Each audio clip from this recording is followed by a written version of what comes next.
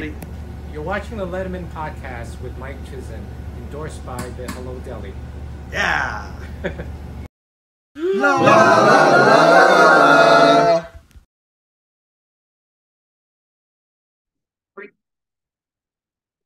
Welcome once again to the Letterman podcast. My name is Mike Chisholm. Happy New Year 2023.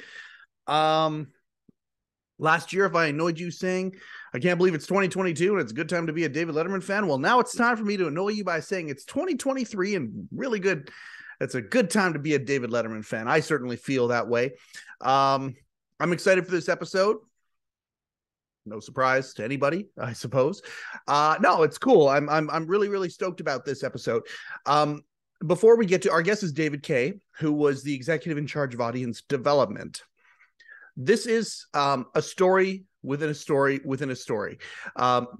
There's all sorts of tales within the Letterman mythos, behind the scenes things. I don't know how interested people are going to be in this particular one. I personally was, because for the Late Show, the idea of the audience, gigantic theater, 5 times a week, being filled with the right people, was a huge concern for the show. And again, we're not in a television studio, we're in a Broadway theater. So David Kay came to work for the Late Show in 1998 when there was a huge need. And then he did not leave basically right until the very end, right until the end of 2015. Tailor-made an audience coordination program that many of us, and we've talked about it before too, like we've talked about getting into the show and as Dave put it, I think once, the indoctrination process. I still haven't found out where that quote is from, but I'm gonna go find it. Anyway, David Kay, I'm really excited to have had this conversation with him. We go deep on the audience of the Late Show. I'm gonna read a letter from one of the executives about David Kay after the show ended that he could use as a reference if he wanted to. I'm going to read a little bit about him and how well he was thought of, and just very interesting. So this executive said this: while the show's success was yielding large quantities of prospective audience members, we were finding that, ironically, that very popularity was turning the show into a tourist attraction more than a destination for fans. In short, we were filling the seats, but not with people who understood the show's sensibility and who were longtime enthusiasts. Before David Kay arrived, there were numerous attempts at adjusting the way we got our audience. Nothing worked. I had just about lost hope when David Kay calmly listened, really listened to our needs and went to work. Truly, it was a thing to behold. Under great pressure to succeed quickly, David devised an intricate system combining different avenues for finding audience members, write-in ticket requests, box office walk-ups, groups, and many others. Additionally, he hired and trained staff to deal with all the things audience-related.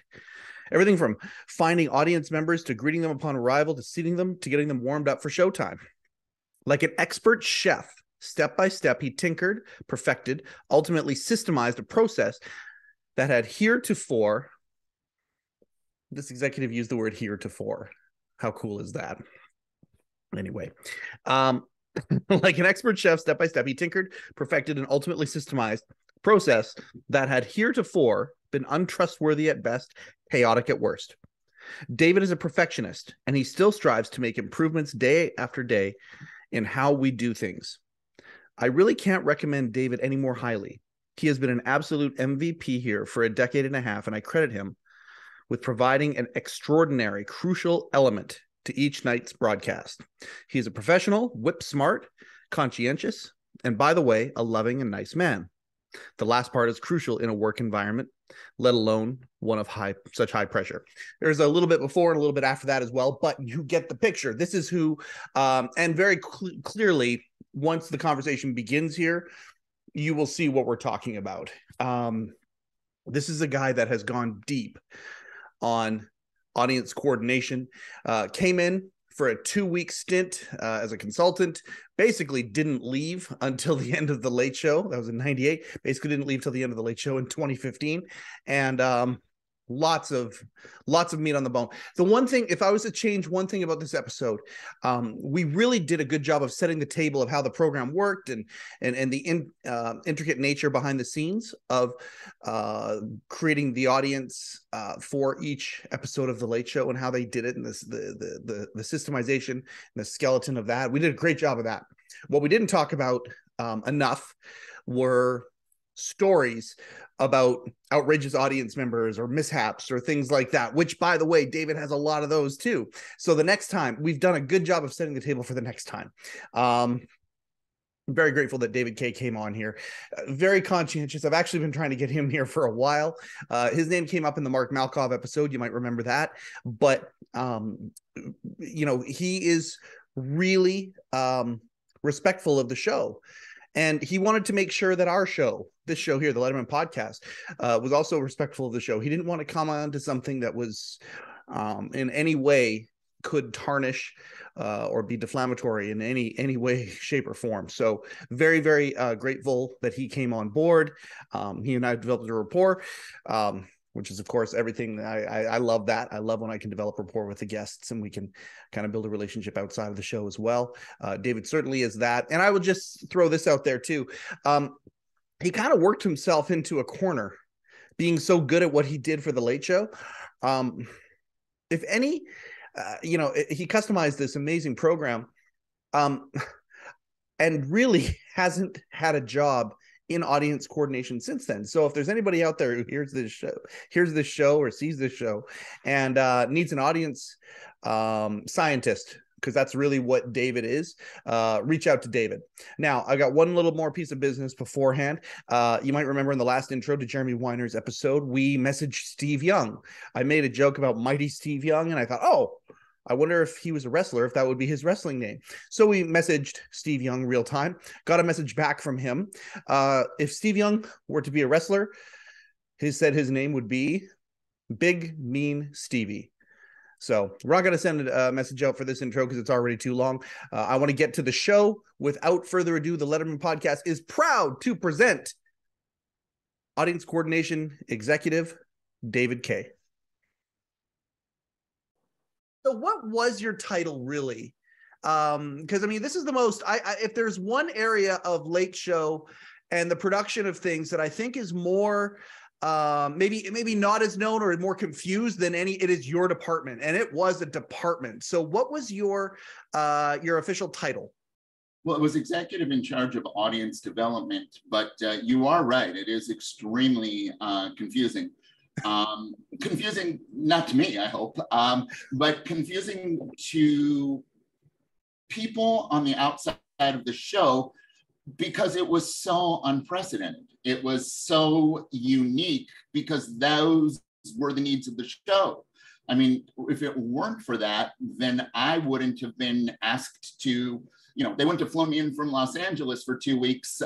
If anybody could have done what they do for most shows. And so it was the unique requirements of this show that kind of set it apart in terms of what we did. It was more science, more science than actual filling an audience, because most of the time that job involves putting bodies in seats, and nothing could have been further from the truth. That was the problem before I got there, was putting bodies in seats, and those bodies in seats often didn't get Dave's unique brand of humor. Right. And consequently, there would be silence when that same exact material in front of the right audience would kill. Yes. And it really, and absent that, it really would kill the vibe of the show. And it would also negatively impact Dave in terms of his ability to feel free to improvise and play with that audience, because it was the perception that they didn't want to play back.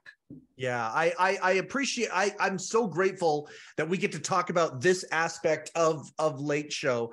It's funny. In your intro, I read some of those comments that were written about you and the unbelievable job you did.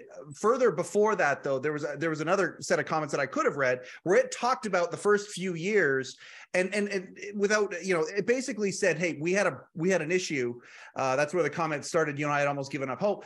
And the issue was exactly what you're talking about here. Eddie Brill, we've had him on twice. He would talk about lovingly saying a good audience versus a bad audience. And I think that you've done a really good job of saying an appropriate audience for the right time, the right place, the right material, that it would punch. The audience had a role. I mean, and it was a different role than maybe most late night shows. I mean, you're not in a studio anymore with 150 or whatever. You're in a theater, a Broadway theater in New York, between 400 and 500 seats.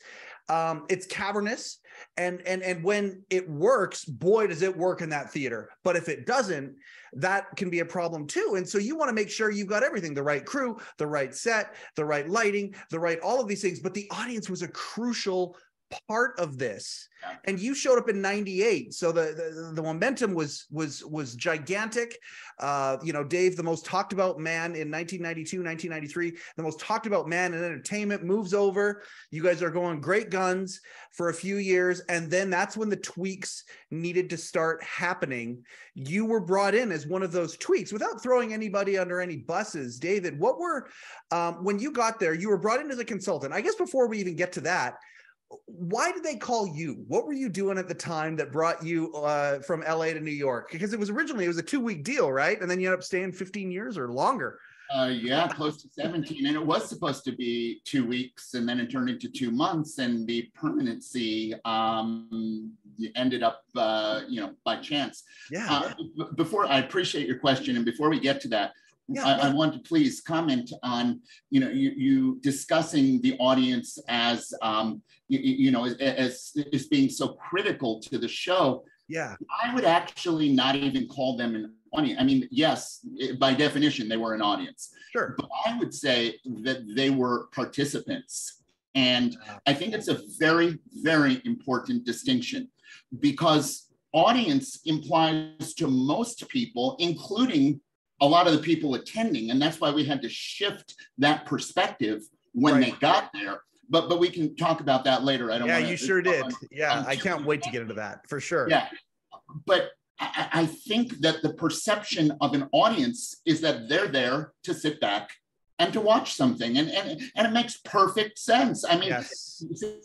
You mentioned the word theater, and not in an offensive way, but it makes me a little uncomfortable, because I think theater implies that you're there to watch a show. I would almost call it a studio, even though it was the Ed Sullivan Theater by historically so. Yes. But I have to say that I really feel like they weren't an audience. Yes, that's what it was called. Yes, but I refer to them as almost a character in a show. Yes. Because it was almost, I envisioned it when I was thinking about designing the whole system as a form of a triangle.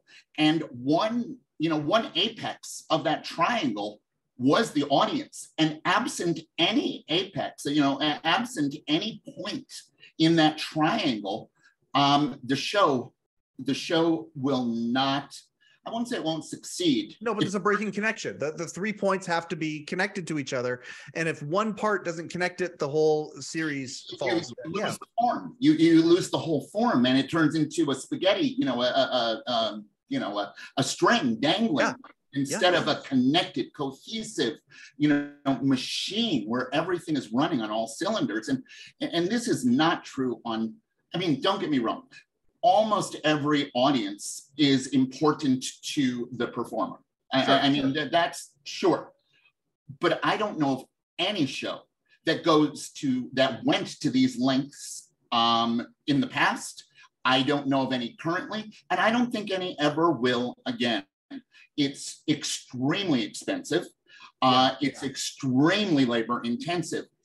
But it was imperative in order to make Dave, to put Dave in a situation where he could give the best performance possible.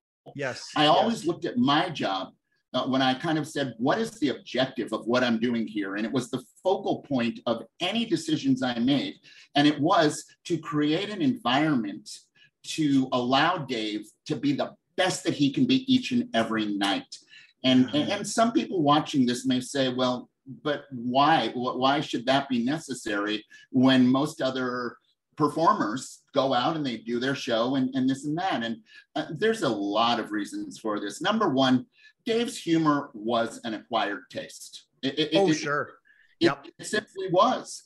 And in front of the wrong audience, if they were not already, if they hadn't already absorbed that and weren't already used to that, Dave could do, we alluded to it earlier, but Dave could do a routine that would kill in front of the right people. But my entire career has been dedicated to matching content along with audiences. And Dave's content, no content is for every audience. I mean, it's not just The Late Show, but so many other hosts are much more mainstream.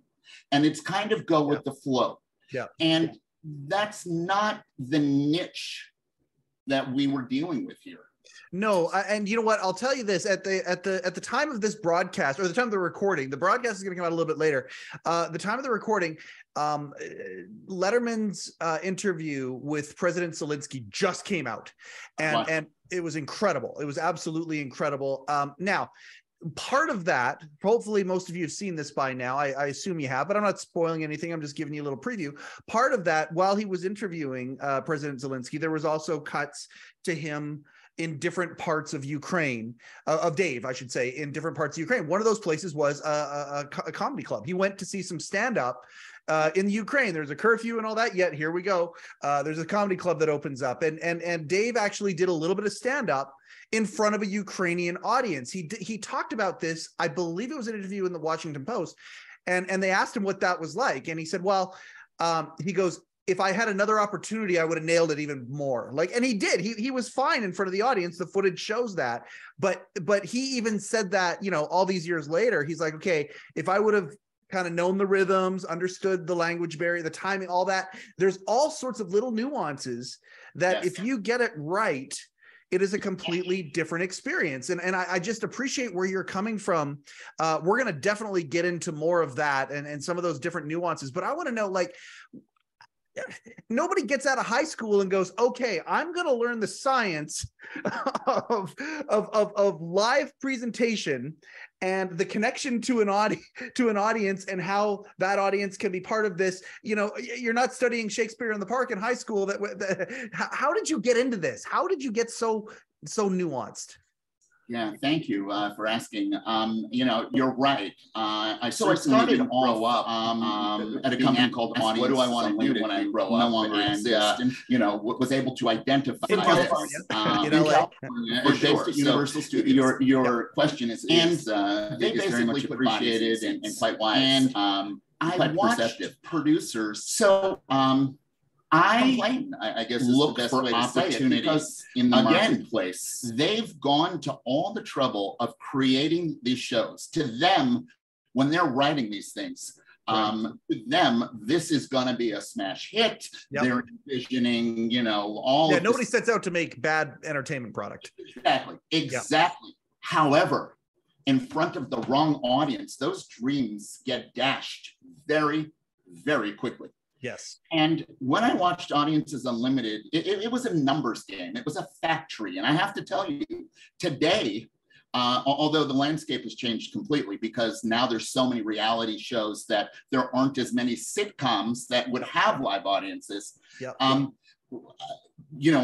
would say that today, the companies that still do provide audiences, it's bodies and seats. Yes, they have a question on the application about why do you want to come to the show. But when we get into the specifics about what was involved here, that appears to be child's play compared to the system that I developed for the Late Show because it was a necessity. Yeah. So at Audiences Unlimited, I would watch producers become quite disenchanted with their audiences and start to fear, wait a minute, maybe what we have isn't as good as what we thought we had. Mm-hmm. And so I started to think of ways. I mean, in those days, it was the advertising dollars, and it still is to a certain degree, where they really wanted that kind of 25 to 45-year-old sweet spot. Yep. And so I started to think of ways. You see, in Los Angeles, sure, when tourists would come to town, this was something they wanted to do. Yeah. But in those days, there would be literally 40 plus sitcoms all taping, generally weekly. They would take about a week off a month, but you would have a lot of overlap. Yeah. And so there was a large quantity of audience members needed all across Los Angeles. Yep. And so what would happen is they had to put bodies in seats. I mean, you know, they would book church groups and they would book, senior citizen groups that they'd send a bus to go and get these people. And, you know, yeah, senior citizens are great at the Golden Girls, but senior citizens at, for lack of a better example, Friends probably wouldn't go too well. So if you don't go to the effort of matching the content to the audience, this is what you get, and you may have a hit that really looks like a flop. And you know, this relates to Dave on so many things going on. Okay, so Audiences Unlimited. What show do you? I mean, I don't think we're telling tales out of school all these years later. Do you have any examples of shows where you helped them out with back then? Oh gosh, I mean, some of these shows didn't need it, so I'm just going to give you kind of a list of shows that. Sure. I mean, in those days, it was Married with Children. It was Friends. It was The Jeffersons. It was One Day at a Time. I mean, sitcom, Head of the Class, Different Strokes, Family Matters. I mean, all Perfect Strangers. You filled the TGIF audience. Look at you. Yes, you do remember the ABC TGIF audiences. That's right. That's so I watched producers get very disenchanted, especially when they were new shows that hadn't aired yet. You know, when a pilot is greenlit. Yes, there you go. Yeah, when a pilot is greenlit by a network, the producers will, go and usually they get about 13 episodes, and then there's something called the back 9, which are the last. If they get picked up, they get to do 9 more. Yeah. So by the time they start shooting July, August for the fall season. Although nowadays there isn't necessarily a fall season. Things are. Yeah, George Schweitzer was on, and he talked about then versus now when it came to the cycles before. Sweeps are no longer sweeps in the way that they used to be, and it's a different animal now. But back then, I mean, it was clockwork. It was a real clockwork. Episodes for sweeps, which was February, May, and November. And that was, for the people who don't know at home, those were the episodes that the ratings mattered the most, because that's what they based the advertising dollars on, were the ratings during those periods. So did sweeps ever matter for the Late Show?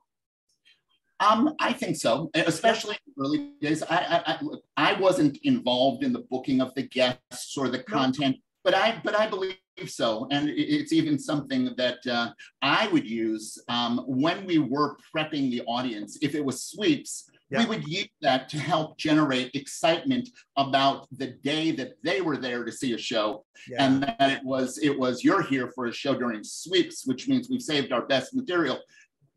I do believe in my heart of hearts that was true. So it was a consideration, at least, even though the Late Show was a different animal, where they produced so many more shows than the average.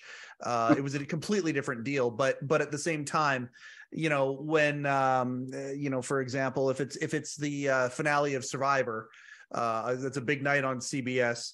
You want to carry that momentum through the whole evening. And certainly Survivor timed that out. In other words, when they were looking at their broadcast schedule, they would literally plan each episode so that it landed in, you know, sweeps month for the finale. Right. So, And I just got the update as well. The idea that many times, especially early on when the Late Show was doing a lot of creative things, they would actually shoot some of their out of town shows. And I want to ask you about those too. Thank you very, very much for that nudge, Don. The out of town shows, I mean, you were probably responsible for filling out those audiences too, to a degree. Actually, they were before my time. In all of the years that I was there, 17 years, those were prior to my arrival. They stopped doing. Okay, so you got there in '98, and I want to. This is good. We are circling around to all of this. You got there in '98, and you basically stayed right up until 2015. You know, you didn't know that was going to happen. It started at 2 weeks and then 2 months and then like what, but then you got into your groove and it stayed there and you created this system. I would much rather focus on once you got there. You know, they obviously needed, you know, a systemization of things for some consistency. And that was the desire. Did you just come in as a consultant from them, like alone basically? Basically, yes. First of all, they didn't know what they needed. And right. I don't see that as an insult. They didn't know what they needed. As a matter of fact, I was specifically told when I arrived by several producers that I would fail. I mean, really? I'm not kidding you. I was specifically told during that 2-week period that I will fail. But they were very honest with me that, look, we've tried everything and we've gone through quite a few people in a short period of time. Yep. And that we're really doing this as a last ditch effort after we've tried so many different things to show Dave that we care, that we hear his concerns, and that we're trying. You know, that we're it's not falling on deaf ears to them is what they were trying to demonstrate today. Right. But they didn't know what they wanted. They didn't know what they wanted, or not wanted. Well, I think they know what they wanted. Their goal was to make Dave happy, but they didn't know how to get from A to B. Yeah, it's that old cliche. You don't know what you don't know. That's right. That's right. And listen, I didn't know what the solution was either when I got there. That's right. I was a student of I had to observe exactly what was going on. What were they doing? Yeah. What weren't they doing, even more importantly, and what needed to be done in order to solve this. And I think you're starting to see that this was much more than a 2-week project. Yeah. And then started to work. They didn't want to take a chance of really losing that magic. And therefore, that's why I kept getting extended out. So for Audiences Unlimited, I would see producers get very disenchanted. Yep. And I knew what they were looking for the shows that were really having a problem. They wanted a very specific audience, and that's not what Audiences Unlimited did. So while still at Audiences Unlimited, I was explaining to you that there was such a need for people, but Angelenos were really, really, we needed Angelenos to attend some of these shows during months when there weren't a lot of tourists around, because there was just the sheer number of people that we needed for these audiences. So you needed locals. Absolutely. But the key point here is that to Angelenos, going to a TV show is not something that they really to do. Additionally, the studios, because these tickets were free, they had to give out way more than they could actually accommodate, because the return rate was maybe 1 out of 10. So, oh yeah. Oh, look, it's a piece of paper. There's no commitment. It wasn't, wow. Those were physical tickets. There was no online system. There was no confirming. You were giving people a piece of paper. And opportunity, an option, basically. Yeah, if nothing better to do, we can go see the whatever show. Yeah, okay. We'll see if if I'm busy, or we'll see what comes up. And it by no means is it a commitment. Let's put it this way: most of the people who took the tickets didn't see it as a commitment. No. So they would give out way more tickets than they had room to accommodate. Yep. And absolutely, there were calculations done on what return rates were, and they tried their best, sure, to get it close. But there were often times when people were turned away. So you went to all this effort. That was another reason why people were disenchanted with it. They fight traffic to get there. They get babysitters. They do this, they do that. And then they get there and they don't get in. And because of that, if you do want to get in, you had to get there hours and hours early. Yes. So there were so many things about it that really made Angelenos, they had a bad taste in their mouth and weren't, jumping at the bit to be able to, to want to go and do this. It wasn't, it wasn't really a hot attraction. Now, if you're talking something like Friends, once it hits the air, no problem. You're gold then at that point. That was another thing that I used to my advantage, and we can talk about that too. But just to finish this point, so the producers were disenchanted. We needed Angelenos. So I got to thinking, okay, what are all of the reasons why they don't want to come to shows? Why were they so fatigued, so to speak? And so I just described that to you. So I went down that list, one thing after another. Okay, the wait in line, the lack of a guarantee, the retake after that situation where it turned into such a long thing. And I addressed each of these things. And I, through Audiences Unlimited, basically said, look, let me go to the human resources departments of companies all across Los Angeles. And I said, look, I have an opportunity to create a win-win situation.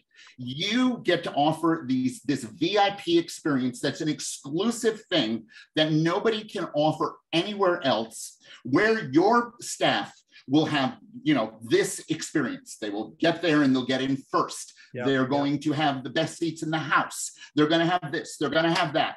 And so as a benefit of their employment there, you get to reward them with this free perk. So that got those people to come to the show.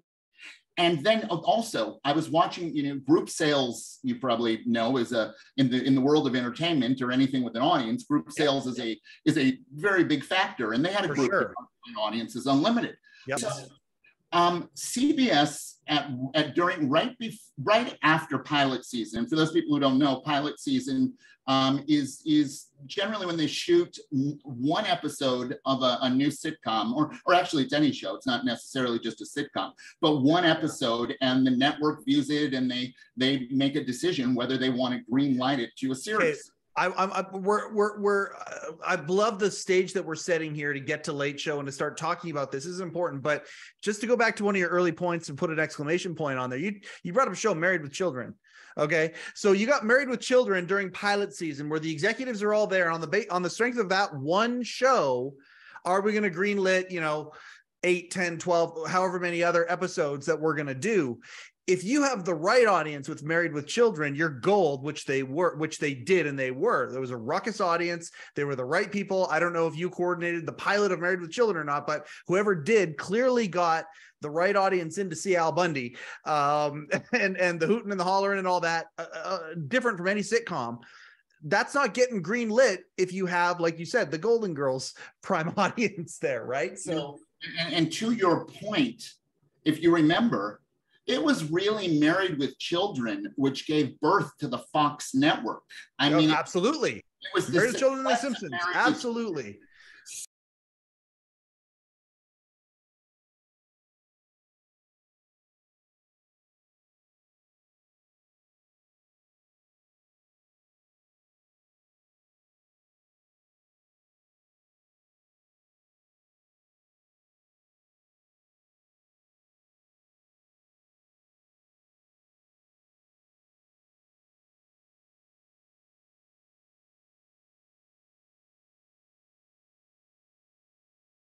another show later on,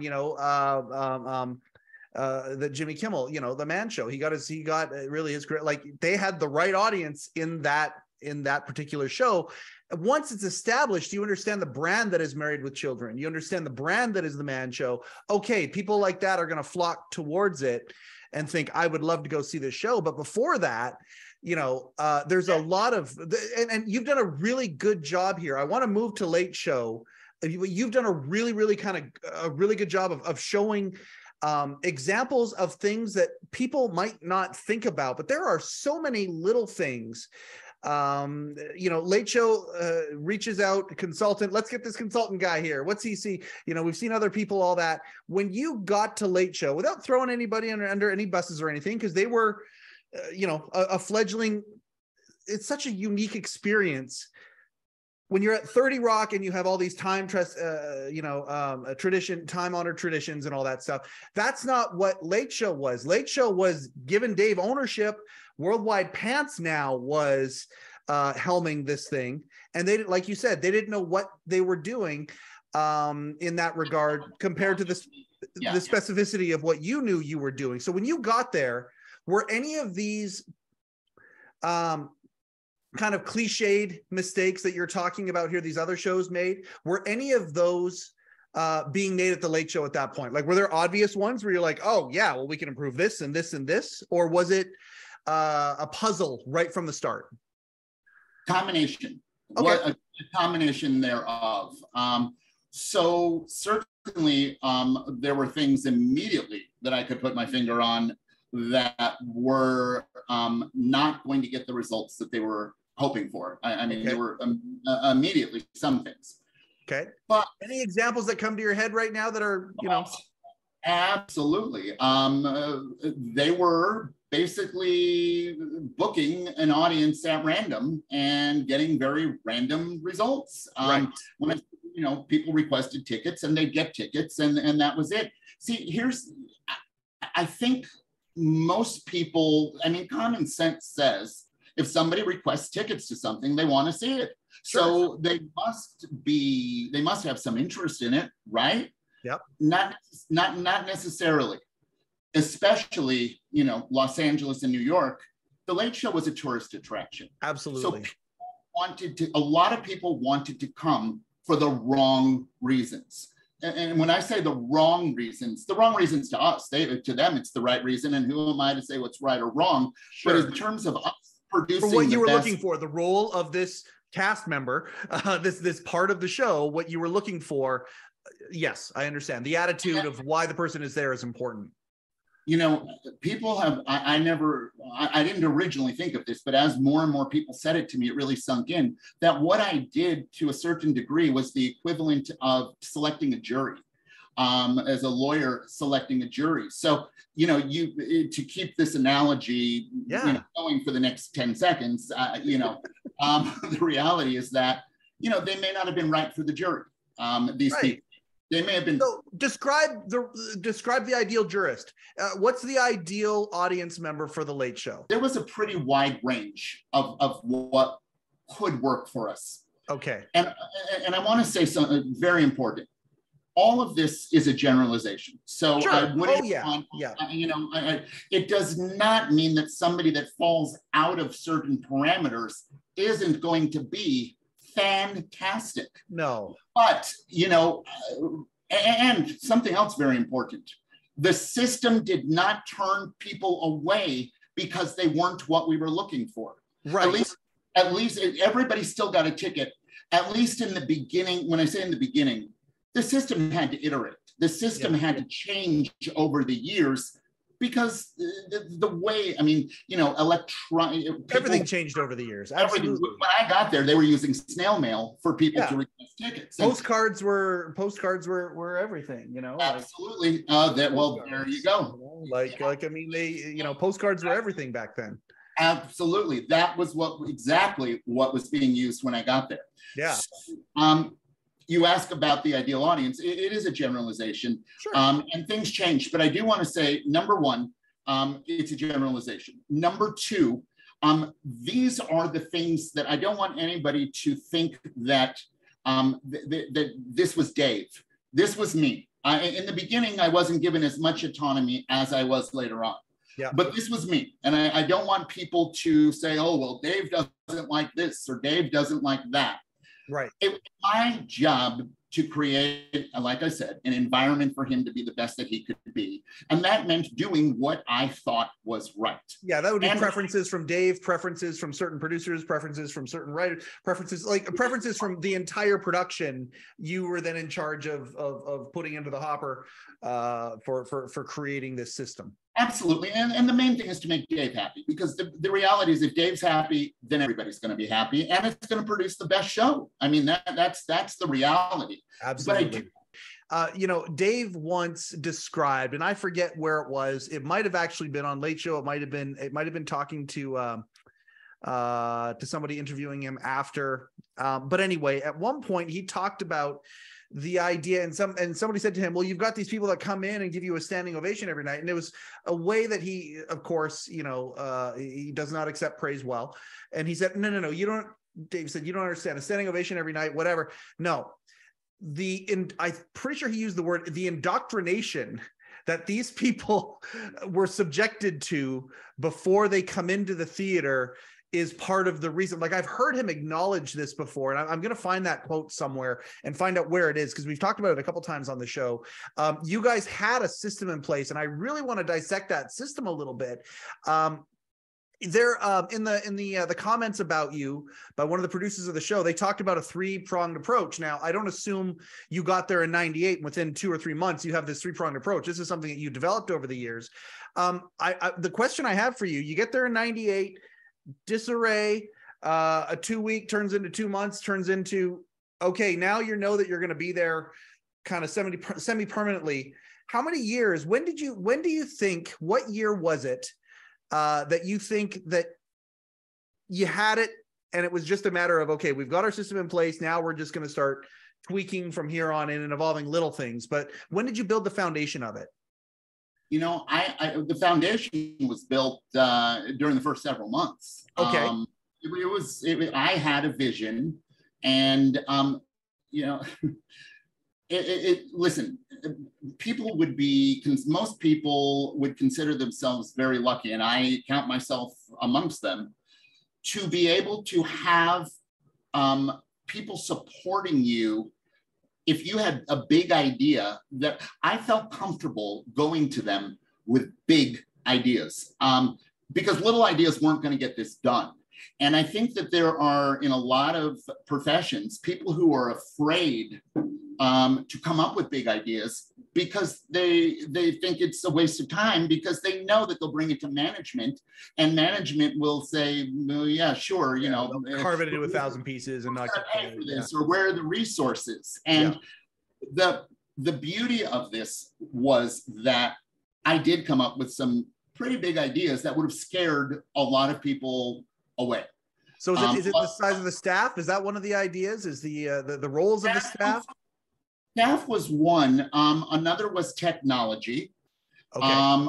Another was, this was unprecedented. This was asking them to take a monumental leap.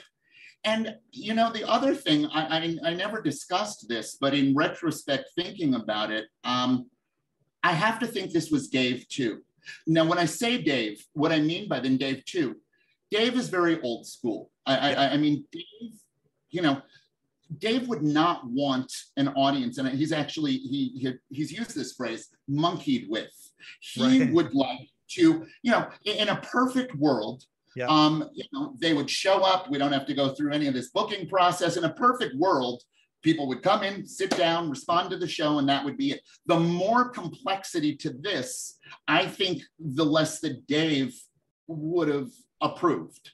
Right. And I think that, again, I think he chose to know as little as possible about what was going on, because it's so against the way that he, first of all, from the, when he started, the way things were and the way that, it was so simple. It was a lot more simple then. Yeah. And I think he wants authenticity. He wants, a real natural experience. And so the more things we do, the further away I think it would be getting from his comfort zone. Okay. So for what it's worth, I think those would be the challenges with the big idea.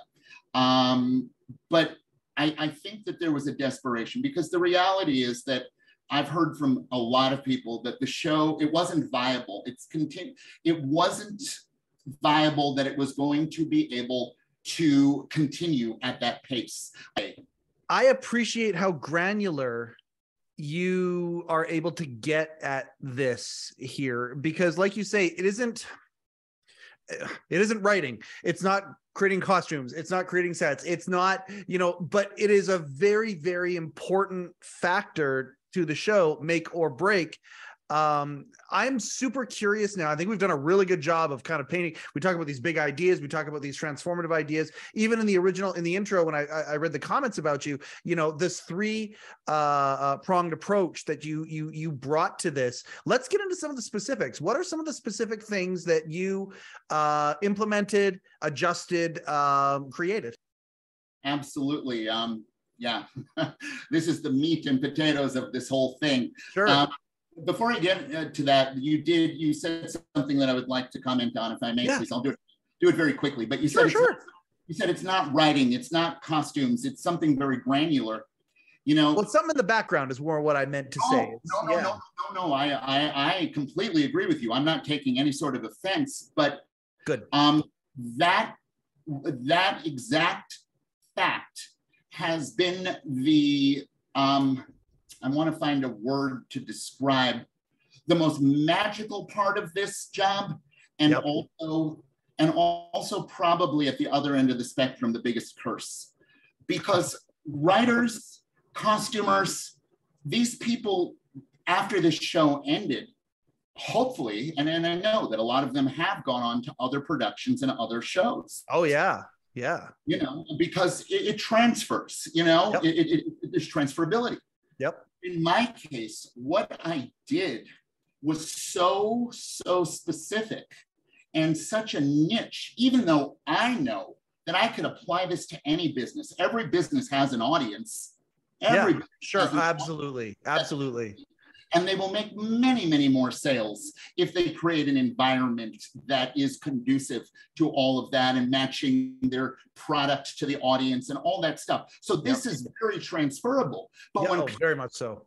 But when people see it on paper, like in the form of a resume, I can't tell you how much of a struggle this has been for me because of the fact that it doesn't translate to what I really, really did for this show and what I'm capable of doing for them.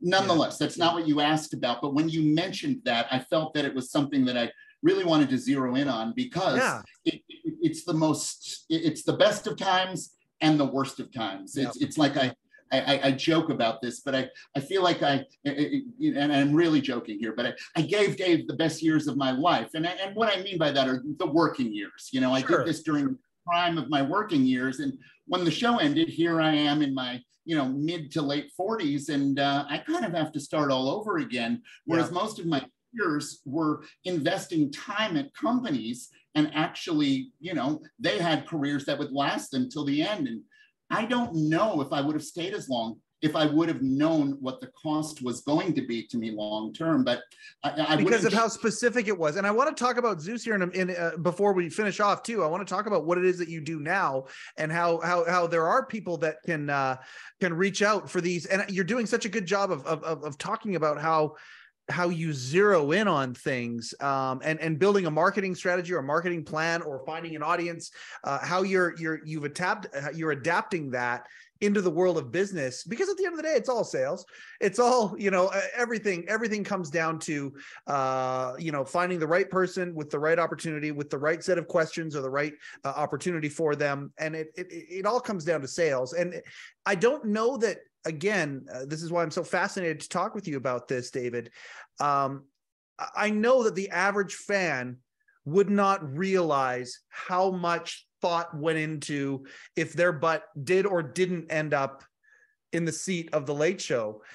You certainly did do a good job of taking away the idea, that anybody can simply get, present company included here. I worked very hard to get into April 20th, 2015. I worked my ass off to make that happen. I ended up talking to Kevin, one of your staff members. I ended up getting on his gold list because in that conversation, he saw something, recognized something. I had some common sense when I said to him on the phone, hey, listen, just so you're aware, I know what you're looking for. I'm going to be dressed nicely. We're going to be dressed professionally. We're going to be crisp. We're going to be ready to laugh. And I'm very, very excited about this. And he's like, okay, when you get there, tell them, you're on Kevin's gold list. And these are this right here, this type of stuff here, because there's people, notable exceptions, but there are some people where they only saw the Late Show one time. And I don't know if that was part of it, where you wanted a new, fresh audience. You didn't want return guests necessarily, or you didn't want people that Dave knew, that kind of stuff. Are these all parts of the things that you implemented? And can you kind of organize them a little bit? So you said several things that are going to kind of bring this all together. Right on.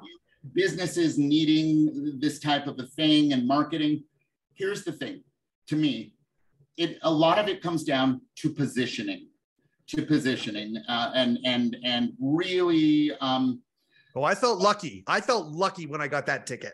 Like it was like, oh man, this is you completely turned it around.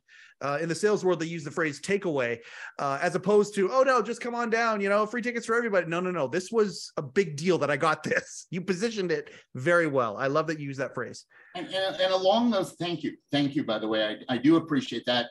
Also, shout out to my entire staff, because honestly, yes, I may have been the person who had the vision, but I could not have executed this without my staff. Specifically, I want to mention Bethany Williams and Jennifer Ray. But please, there were an army of other people, and if I'm not mentioning you by name, I apologize. But please know, that this would not. I couldn't do this without them. So I want to make that very clear. But we're talking about positioning, and you asked about coming to the show and how often and this and that. Yep. I didn't put this into place. I just respected the show's wishes, which was that people could come once every 6 months was kind of the rule. But there's a great segue into, we were talking about how businesses can benefit from what I do, and talking about positioning. So each audience, I had to find a way to get them to buy into, this is going to be a very, very special experience. And I genuinely mean it. But there was a lot of positioning going on there. I could get more into the specifics of that when they got to the show, and the whole audience. Pages and the people who brought them in, and the process there. The pages were trained a certain way. Yep. The speeches the words were chosen very, very carefully. Did the pages have to memorize it like it was a script? They did. They did. Okay. Yeah. However, some of them would go off book sometimes, and sometimes that worked, and sometimes it didn't, and sometimes they said some things that I might hear from a distance, and I was it would were you down there for the seating of every audience? Whenever an audience was being seated, were you around? The seating, yes. Oh, and we say every. There were some times when I was working remotely, but if I was there, okay, yeah, I'm very, very involved with the seating. I would even be at the podiums when people checked in, just to make sure that if Kevin put you on the gold list, that you were doing him proud by being on the gold. Okay. We're years out. Are there times that things got a little hinky, where you saw somebody on one of those lists and it's like, okay, they're not something, maybe they're I don't know what it would be, but they come across a little bit rebellious, or they're not dressed in the right fashion, or they're acting in a certain way where you're like, no, we're gonna have to make an adjustment here? Well, yes, but the adjustment wasn't you don't get in unless they were drunk or something like that, or but you're not given the first. political agenda or going to shout out or something. That's another story. Which did happen. Oh, that's a whole nother story. And I mean, we could talk forever about this. I mean, there were certain guests on, for example, Howard Stern. I think he is brilliant. However, I dreaded when he was going to be on the show because, you know, he has his... Baba Booey. Thank you. Yeah. So, and enough said about that. You get it. And that was a whole nother nuance. Like I said, we could talk for hours about this, but I had to be very, very careful that people weren't coming. We talked about the right reasons and the wrong reasons, about making sure that people were there to see the Late Show and not just there because there was a specific guest on that they wanted to see. Right. Because then they're into the show for 10 minutes, but for the rest of the show, they're checked out. There could be crickets in there. Yeah. And that's, you know, that's the end of that show. I mean, in terms of, you know, Dave getting the impression that he's in good hands or bad hands. So, yes. So and we can talk about that, but I digress. So yes, there were people who would come to the podium who, here's a really good example.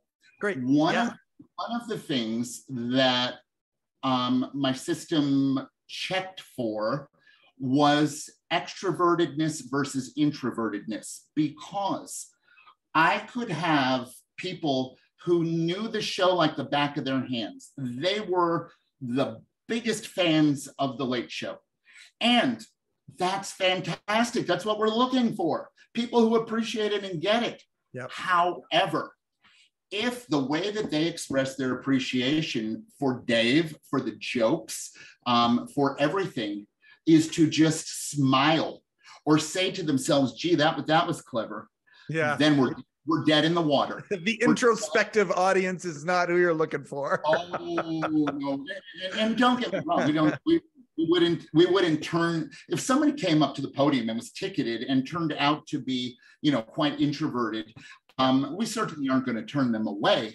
However, I can tell you this, we're also not going to put that person right up front where we really need Dave to have an energy to feed off of, you know? So that's an example. And one of the things over the phone that my staff does do is one of the things that I designed was to engage you in a conversation and see how outgoing you were. But the other challenge here, there's so much to this again. My conversation lasted about 3 seconds, just so you know, with Kevin. Yeah, it was. That's because of how extroverted I am, though. Like I was going to say, like, oh, this guy, yeah, okay, he's in. Yeah, I was gonna say that's a tribute to you because it was immediately apparent that you know you were going to be fantastic and you were going to help us to make a great show. Yeah, he was like, "There's a deli beside the theater." I'm like, "Oh, Rupert G's Hello Deli." Yeah, absolutely. We're going there before the show, and he's like, "All right, we're done." I was like, "Oh, I thought you were going to ask me where Paul was from. He's from Thunder Bay. I thought you were going to ask me that." He goes, "Yeah, we're all good. Tell him you're on Kevin's gold list." Well, that's because you got kind of a softball question because you had proved that you were extroverted. Yeah, that's probably, there you go. You got a softball because you were extroverted. So, you know, I hate to say it, but that is the reality. But there's so much. I feel like we're short on time here. We haven't even talked about this system that you've been asking about. Yeah. Let's get into it. But, yes, and we can. I keep going back to there. You spark so many things. I just want to say about the positioning thing. We were talking about positioning, and you were asking me about how often somebody could come to the show. And so what I want to say here is that one aspect of the speech that we would give is, look, you're only here this one day. You're only here now. Yeah. You have a direct influence on if this is going to be a great show or if this is going to be one of those average shows. And the way that you do that is by the way that you respond. And that was part of my way of trying to communicate that you are participants. You are not just there to watch a show like you might watch it at home. You influence this show. You play a role here, if you know what I mean. So anyway, that's about the positioning. And there were a lot of things that were in that speech that were very, very calculated. Nonetheless, that you had moved on, and I want to respect that. So we'll move on. It's all good. It's all good. We're having fun. This is great. I'm glad somebody is. I mean, I am too, but I hope the people at home are having fun too. In any event. Okay, the three things. Let's talk about these three things. I don't know that there was necessarily a number. I don't know that there was necessarily three things. I will tell you that my original vision was, look, remember, let's take it from what it was like when I got there and what I was basically inherited and how it evolved. Would that be okay? Would that be okay with you? Okay. So what I inherited was what you held up, the postcard. And the show was ticketing people via snail mail. They would write in, and potentially there was a point, as I understand it, I wasn't there at the time, but that it could be a several year wait before you would actually get your tickets. And remember, we're talking snail mail. So we're talking people might have moved by then. People might have formed a chip on their shoulder because they might have felt ignored. Screw them. They didn't care about me. Why should I even want to go to the show anymore? It was, as I said, a very, very random system. And so basically I had to do the polar opposite. I had to take what was a very random system and make it ultra specific. That was the way that we were going to solve this issue. And you asked something earlier that I started to talk about, and it relates to this. You asked me when when this was kind of set, and I said to you, well, it was the vision from the beginning, and it was implemented, over the first few months. But it also had to evolve, as I mentioned earlier. So the system I'm going to describe to you was not the system, when we ended in 2015. Just so what I'm trying to communicate to you is that it wasn't that there was a system that lasted 17 years. There were new systems and new things brought in, but I think you will find the original one and the thing that really, kept me there longer than 2 weeks. I think that is the one that is most worthy of sharing at this point with you and the fans of the show. So it was very random, as I mentioned. People would get they would get physical tickets, not to mention, talk about an overbooking factor, because those were free, because they were sent often to addresses that the people no longer lived there. There was an overbooking factor in those days, and you would have people who were turned away. And I personally think that's horrible public relations, especially if you are a big fan of the show. And people would travel very great distances. Across the continent. Thank you.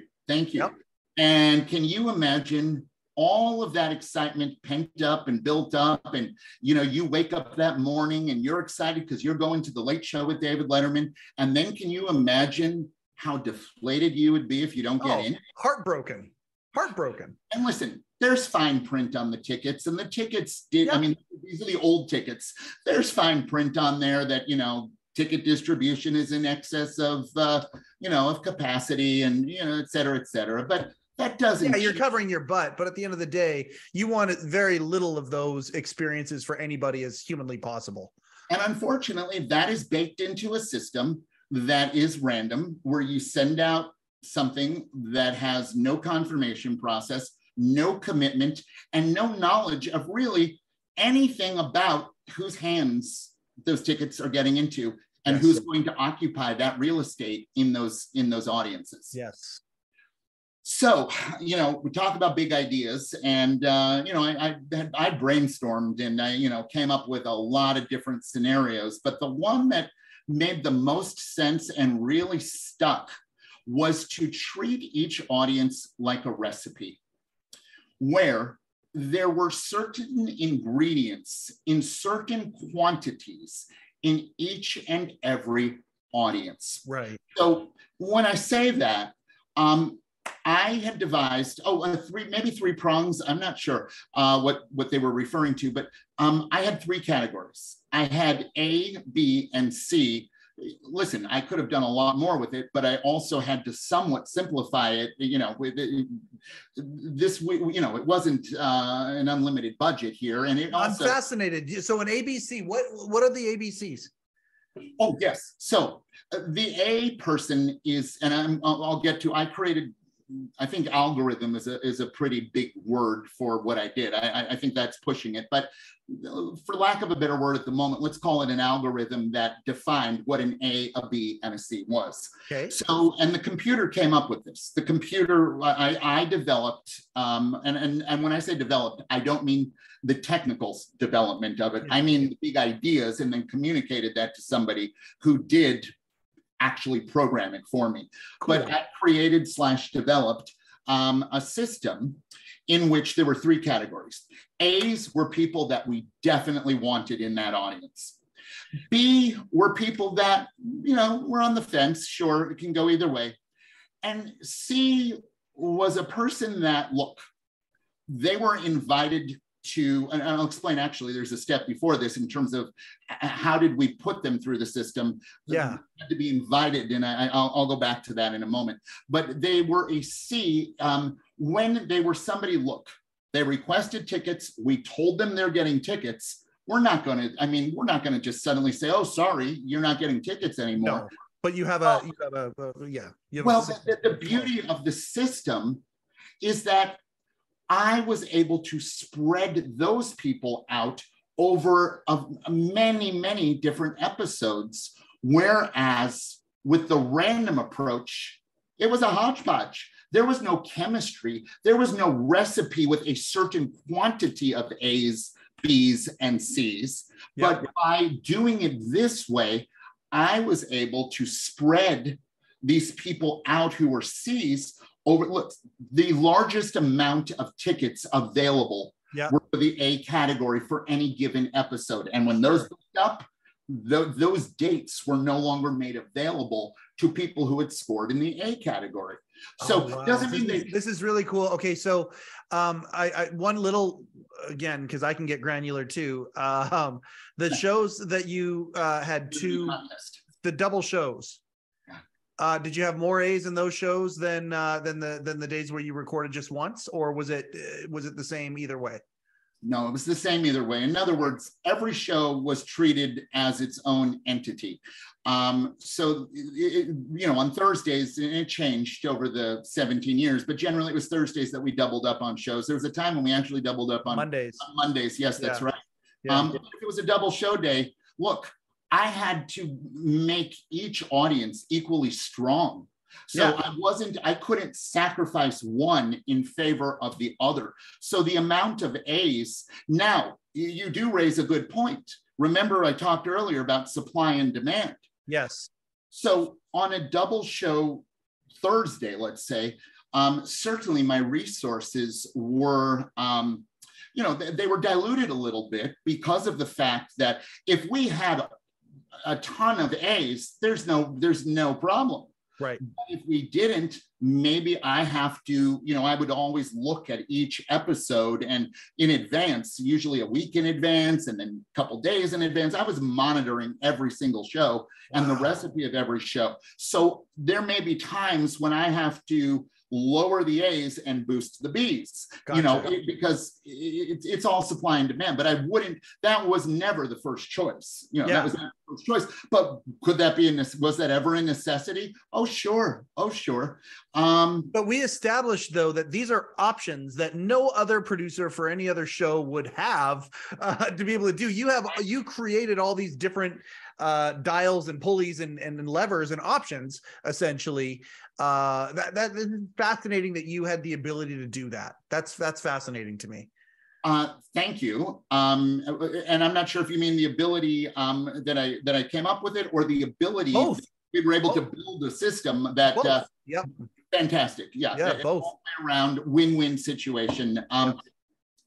You bring up that no other TV show does this, but I want to remind you that nowadays, of course, you see data analysts as a position at almost every company. It's a norm, but in those days, too. 1998, that this was a very, very foreign concept, and so I like to think that I, at least for TV, for the entertainment industry, for live audiences, that I pioneered this and revolutionized something that made a difference in people's lives, and not just the people's lives in the theater, but hopefully millions of people in the home audience who got to enjoy a show more because they had a host who was just having fun, having fun. You've got your ABC. You understand how you're laying it out throughout, the booking board as to what's happening in the show schedule. You understand how you're distributing all of these things. That is a phenomenal tool that you have. But then you look on whatever date. Oh, it's Fleet Week that week. And you see something, that you're going to fill the audience with servicemen and women. How many times a month, a year did that happen where it was like, okay, now we throw out our entire system because the audience is going to be very specific at that point? Or was it just that you would pepper the audience with, say, the C's that night are going to be these special groups that come in? Yeah, so nothing that you mentioned on the list was exactly the way it worked, but it was kind of a combination. We would never put just C's in the audience. However, when you mentioned the word peppering, we would pepper the specialty crowd, but the system was always at work. So okay, gotcha. I say always. There were a few occasions where we actually, flew in specific audiences. You asked if I traveled with the show and how great that would have been, but that all predated me. So Dave brought in audiences. I want to say we did Nashville, Miami, Philadelphia, and I want to say maybe Boston. I don't remember the four, but we brought in audiences where they literally flew these people in, and the whole audience consisted of those people. From a certain geographic region, Geographic region, and the entire content of the show was geared around that city. But it was almost like an inside joke for the people who are from those cities. But I only bring that up as the fact that, it was the only time that we really had an audience that was 100% system free. There may have been a handful of years during Fleet Week when we had a large, if not contingency of people who were service people, but it was very rare that the system would not be in effect. Do you remember the 4 a.m. show? Oh, do I remember the 4 a.m. show? That's one of my favorite shows. But I love hearing this. Okay. We didn't talk about this beforehand either, folks. We did not. And Amy Sedaris, I find her I love her. Hysterical. And the tour of her neighborhood at 4 a.m. I just recently rewatched that episode, and I find myself laughing now after all these years still. But when that concept first came up, when that was suggested, I don't remember where it came from, but all I know is when I first heard about it, I thought they were out of their minds. Getting an audience of 461 people at 4 a.m. I mean, they had to get there, 2 a.m.-ish and all of this stuff. It worked. It worked brilliantly. I thought it was hysterical. This is what I love about The Late Show and how proud I am to have worked on it, because how many shows do something like that? I mean, that is so, as you can tell, I love innovation. And I think that is so innovative and so cool. Was it a different audience that night, or was it business as usual? Just you know, hey, the tickets look a little bit different and the phone calls are going to be a little bit different, or like I assume there was extra hand holding and extra logistics for that one. You know, I don't, to be quite frank with you, as I mentioned, the system evolved over time. Yep. And, you know, the main reason why it evolved over time is that we ran out of, eventually, snail mail requests, because that snail mail became kind of a thing of the past, sure, by and large. And we converted to more of a digital system in terms of requesting tickets. And so what I'm saying here is that I don't remember when the 4 a.m. show occurred, which system, which evolution of the system we were on. So I cannot specifically answer for you, you know, exactly what went into that specific audience, because I don't remember which evolution of the system we were using. But I would have to imagine that there were some exceptions to the system, that I had to come up with some supplementary methods to get an audience of you know, avid fans. I want to show the impressiveness of not me. Very little impressiveness over here. Don Giller is just unbelievable. This is real time. We didn't stop tape for this. So before David K, audiences were flown in from Indianapolis, St. Louis, Minneapolis, and Denver. 1998 on Chicago, Houston, New Orleans, Miami, Nashville, Philadelphia, Boston. Scholarly. I don't know what Scholarly is. Schoolery. 4 a.m. show was given 2 tickets and then gave them my sister and brother-in-law. Don Gillard gave away his 4 a.m. tickets. So anyway, those are the cities that you flew in. You know, I hit them, but what I did was we did it twice during 2 different weeks, and Don very efficiently was able to name the others. Yes. Crazy how fast he can do that. It's amazing.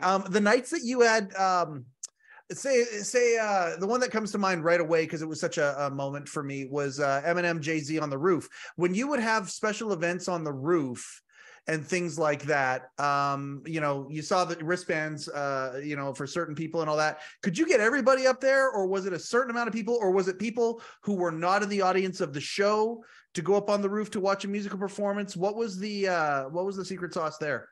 So that specific one, those were all, I believe, they were not, I was not responsible for the ticketing of those people in that specific situation. I don't think they were guests of the network or the music company. I mean, the label, they handled that. I believe it had to do with all kinds of insurance issues and getting people up, you know, getting up in elevators and how many people at a time we could get. Well, that's kind of what I was at. Yeah, that's like the logistics of that would be just. And not to mention how long of a pause we might have between, you know, ending. You know, it was at the end of the show. Yeah, so Eminem reading the top 10 list versus Eminem performing on the roof. There was a huge pause. This way, go right from the content in the theater, get Dave up there, or I don't even remember if he announced it from the desk or if he announced it. Do you remember whether he announced it? I feel like he was up there, but that's so just getting one person up there versus getting all of those people up there. Yeah. Now, you mentioned that, but there were other times that did not involve the roof that would involve a performance on the street. And the marquee or TV on the radio of the fire escapes or whatever. Absolutely. McCartney being the most famous one, probably on the marquee. Yeah, and there were times in cases when there was some entertainment outside, we would bring the audience outside because that was a very quick transition. That was a matter of opening all the double doors and you know, inviting people into a kind of a holding area to be able to watch that. And you know, we could start in 5 or 10 minutes. The momentum was still there.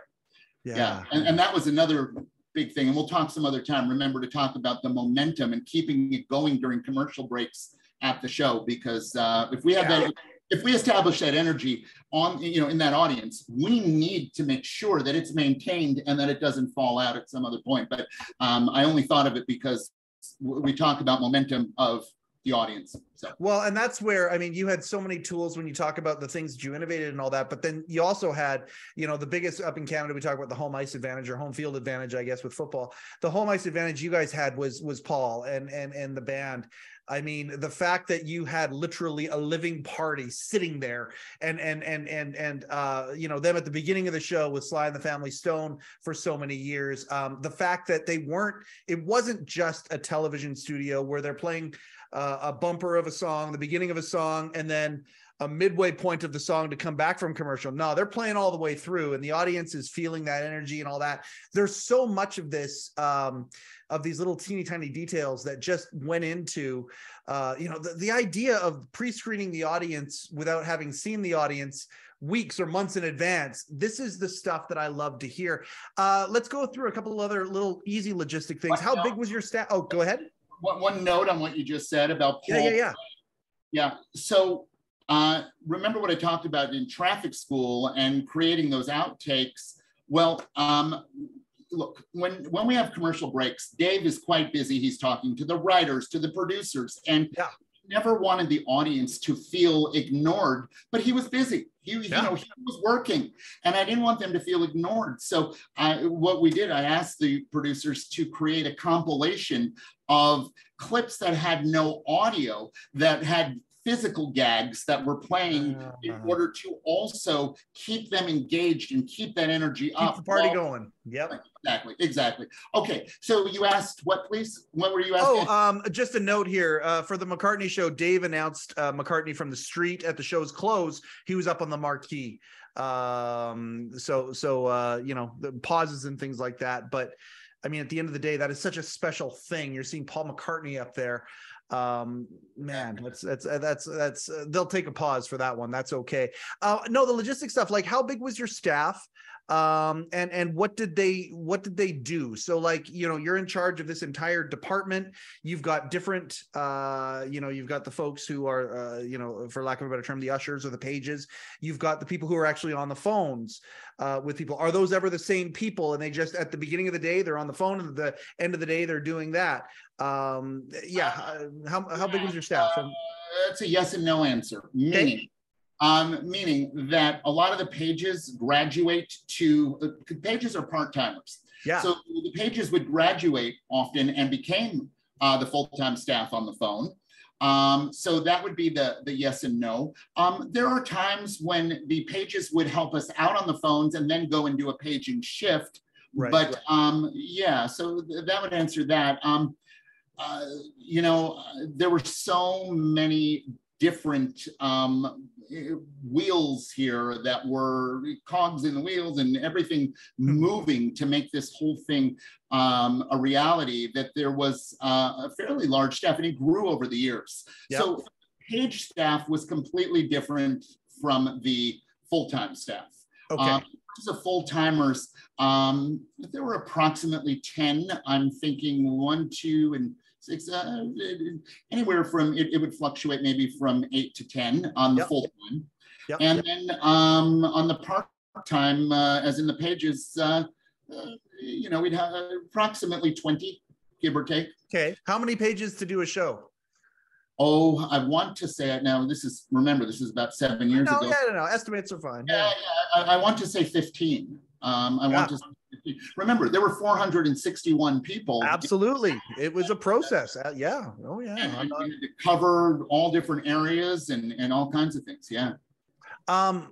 I just appreciate you so much, you know, talking about this stuff. I'm going to say this here. I just appreciate your professionalism so much because, you know, I actually reached out to you very early in the incarnation of this show, and the hesitancy that you had was to do with you don't want to bury anybody. You were very, very loyal to the brand and to the job. You're very clearly, even talking to you today, how proud you are of what you accomplished and did for that show and the tenure that you had there. I appreciate that very much. And I just appreciate you so much. Now, that being said, it came to an end. What was the last night for you like? Where were you? Did you watch the show? We talked to Mark Malkoff about that, the idea of staff members watching the show, and there was a no ever that and all that. Did you ever sit down and watch it? Yeah, not that day. Anybody, generally, I think the back of the house was filled with the staff. Yes, not on the last day. Not on the last day. The last day, there was so much anticipation, and then it was over, and it was over so quickly, and it was hard to believe that was it. Over the 17 years, I got lost in the whole thing, and I really thought it was going to last forever. I mean, of course, if I really, really, used logic, of course it's not going to last forever. But it was,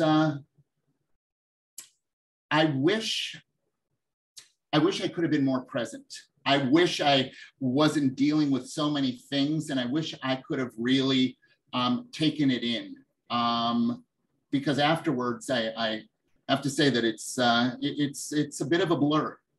Yeah, well, and I mean, I don't want to betray any confidences or anything like that, but I know how much you appreciated Dave as a performer. I know how much you appreciated, the quest for excellence in what you did, and I can understand how you might not have been present because you were just trying to constantly, like even the remarks about you beforehand, how much of a perfectionist you are.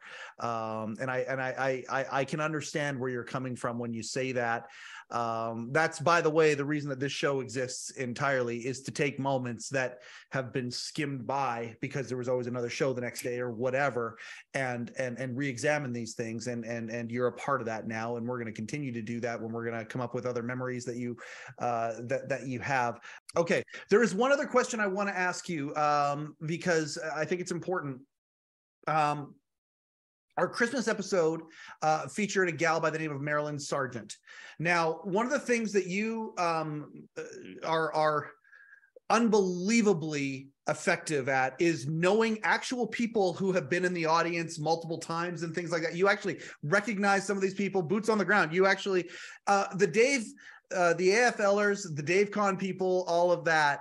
That must have been kind of neat to have some of these people over and over again. And Marilyn, certainly one of those people. Were they given special anything? Like how did your audience or how did your department, I should say, deal with them? Well, they used to make an annual pilgrimage to the show. They would come as a group. If they requested on their own, most of the time we weren't aware that they were necessarily a member of that group. So they were, in the same category as everybody else. They would come at least once a year together, and they really seemed to enjoy that. And I have fond memories of Tony Mendez hosting them and kind of, hanging out with them afterwards, and sometimes doing an episode of the Tony Mendez show. My contact person over with the group unfortunately passed away this year, and so I'll give a shout out to her because she was really a lovely, lovely woman and always cared so deeply for Dave and for the rest of the people in the group. Are you familiar with the name Renee Stravitz? Yes. Yes. Yeah. So, in any event, she was a lovely, lovely lady who who really was of service to the group and also a dear friend to us at the show. Oh, well, I appreciate you saying that. And just with Marilyn was kind of the first member of that group who was on here, and that Christmas episode was so special. And I'm grateful to have talked to you about that. I think it's really, really important. So thank you for that too, buddy. Oh, my pleasure. Talk a little bit about what you're doing now. So, I mean, you talk about the best years of your life. You developed something that was so nuanced and so specific, for that piece of real estate, that city, that building, all of the things that you developed were very specific for that. Re-entry issues. I mean, there had to be some re-entry issues. We've talked to a lot of the staffers about that, but more so, what are you doing now? And if there's somebody out there who sees this attention to detail and sees what you're doing, talk a little bit about what you're doing now and how people can reach out to you. Oh, that's very nice of you. And by the way, in the beginning, yes, I was hesitant, but I really feel you are so trustworthy and so professional. And the thing that really resonated with me about you was when you used the word, I'm an archivist. That to me really, yeah. In my Sarah Palin episode. Yeah, well, that was what I said to her. I mean, a certain time, I'm an anecdotal archivist. I look at Mr. Giller. And I mean, that guy is creating the archive and the curation of things. But yes, very much so. I want to know, like when I said to Governor Palin, like, she's like, oh, they're going to throw darts at you. And I was like, no, I don't think so. I'm an archivist in the sense that I want to talk about what happened without any malice or prejudice or anything like that. I want to talk about it so people can understand it. I appreciate you saying that, though. That's yeah. It was almost like the universe was conspiring to bring us together, because I had watched that episode and then you happened to check back in with me. And that was when, fortune's in the follow-up, folks. Always follow up, everybody.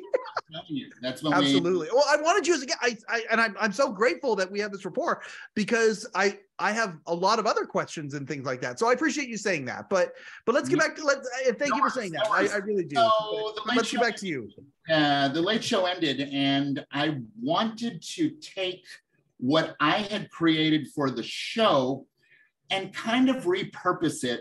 And I don't mean the same system, but I was so excited about finding new ways to help businesses tap into audiences that were previously untapped by appealing to them in a different way.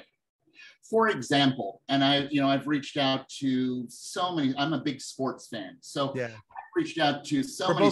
We're both hockey fans, by the way. We are, but we're also rivals. We're in the same. I know. Yeah. But anyway, for another day. So, these sports teams that aren't filling their buildings. Yeah. They're selling tickets to games. And if somebody is interested in coming to a game, they're going to buy tickets. That's fine. But that has a cap on it. Yep.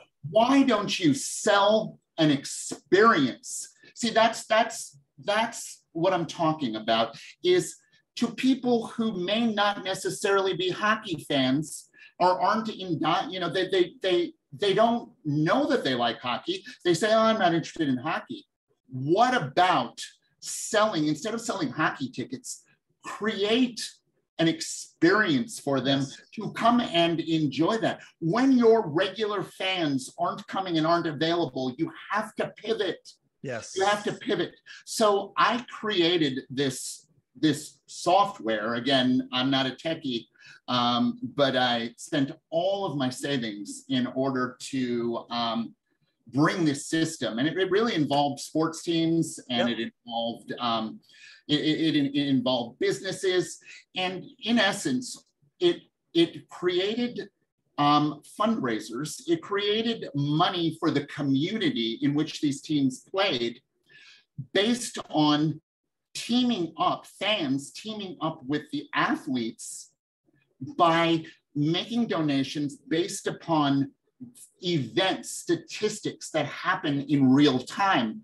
And the reason why I of course, it was great that it was helping the community, but the thing that I really was envisioning in terms of growing the sport, whatever the sport was, was that there were going to be real-time notifications to people about how much money was raised 5 seconds ago because that home run took place or that goal took place. So cumulatively, all of the fans would join in and would commit to XYZ amount if this event happens.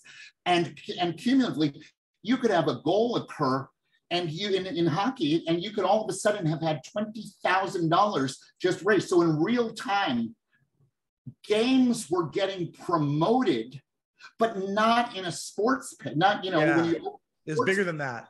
Or online. Yeah. Instead, the happenings, the events in a game were being promoted in a disruptive, new way that people were starting. Look, there are people who could care less about sports, but in this case, if they care about a cause, and all of a sudden something that's happening in a game is affecting something they care about, this is an example of what I was trying to build. And I built it, and I helped the American Kidney Fund. But the bottom line is I could no longer, it wasn't sustainable because it was self-funded. And that leads me to where I am today. I'm consulting for companies, but the reality is that that was a big dream of mine. And unfortunately, I put all my eggs in that basket. And like I said, it's a little bit of a challenge because it's not, what I did doesn't translate.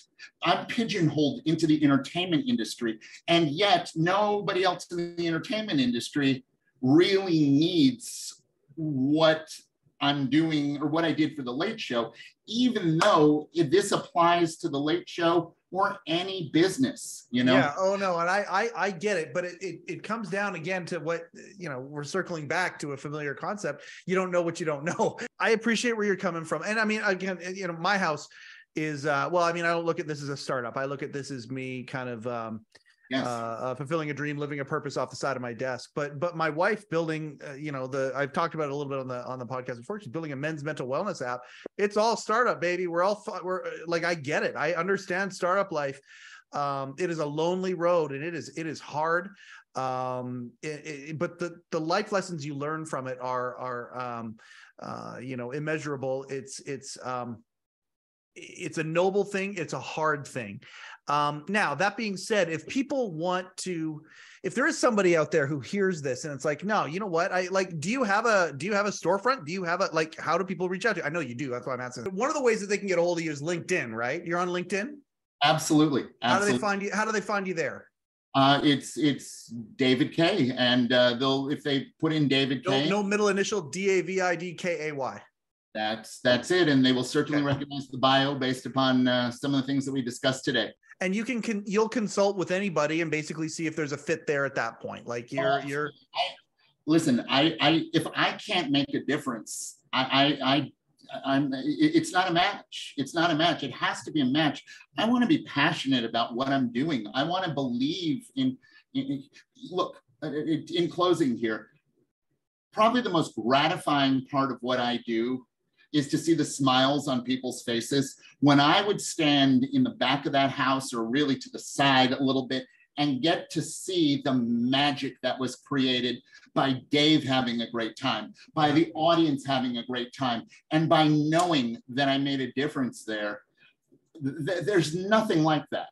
Yeah. And to be able to contribute to any business in a way that all stakeholders benefit. I'm not interested in anything that is not a win-win-win situation. If somebody is selling something that I don't believe in, that's not going to be a win for the consumer as well, that's not a win-win. You know, it's not just about extracting money from somebody. It's about giving them value, and it's about win-win for all stakeholders. So not everything is a match. Not everything is a match. And if I cannot help, then I want to be real honest about that. I don't ever want to be in a situation of feeling like I didn't deliver. Well, I'll tell you this. This is where one of the things I appreciate about you is how transparent you are about things, and how you are, you know, as that executive in the letter or the comments about you wrote how much of a perfectionist you are, and that's true. It's right from your core, including, is this a fit, not a fit, that kind of a thing. We're gonna finish up here now. I'm gonna do the outro. I'm gonna put it back on me into the outro, and we can say our goodbye privately. But before I do. Just, you and I ever talked about this beforehand. Did you ever eat at the Hello Deli? Oh yes, plenty of times. I'm trying to remember what my favorite sandwich was. I'm trying to remember. There were so many. I mean, the fact that they were named after staff members was just cool. Never had one named after me, but I'm okay with that. Most people, that's the beauty of it, because nobody would even know who the heck I am. So, and that's really what's so important about this whole job, is that it should be seamless. I should be behind the scenes. This wasn't my show, but yes, the answer is yes. I ate at Hello Deli. Well, we have one sponsor here at the Letterman podcast, one sponsor only, and that's really all we want, because we're, for lack of a better term that comes to my mind, we're saving ourselves. Our whole goal is that we're going to be invited into the pants fold and all that kind of stuff. We don't want to make any real deals, but yeah, absolutely. But the Hello Deli is our only sponsor, Rupert G of the Hello Deli, Rupert and May. If you're in the New York area, go give some patronage to the Hello Deli.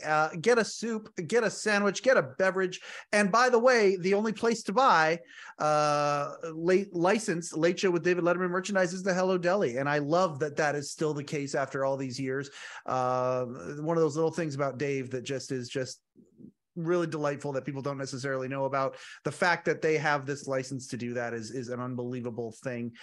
If you ever still want any Late Show with David Letterman merchandise, head on in, or guess what? You can go online, hello-deli.com, get a mug, get a shirt, get a Rupert shirt. If you ask really nicely, Rupert may add onions to your online order. Now, David, I can't thank you enough for being here. Anything you want to say last before I give us the old outro? No, thank you for having me. I really, really appreciate it, and keep up the great work. Oh man, you're so sweet for saying that. I love the little nuances and learning about the specifics of what made Letterman's productions so great. The attention to detail in every single department, the standard of greatness wanted in every aspect of the show. We have done a very good job tonight of showing how important the little things that people wouldn't even necessarily think about are. David K., incredible guest. Can't wait to have him back on, and we'll talk about some, now that we've gotten a lot of the heavy lifting kind of done, I thought the origin story. We got the origin story told, and now that we did that, we can talk about some adventures. I appreciate every single person that helps us behind the scenes, that has supported us. Thanks to Don Gillard tonight for fact checking and being a part of this as well. I just love this so much. We're building something, and it's for the love of the game. It's for the love of Letterman and Company and all of those things. This has been another episode of the Letterman Podcast with Mike Chisholm. Coincidentally, I am Mike Chisholm. Thank you and good night. Overcoat and underpants.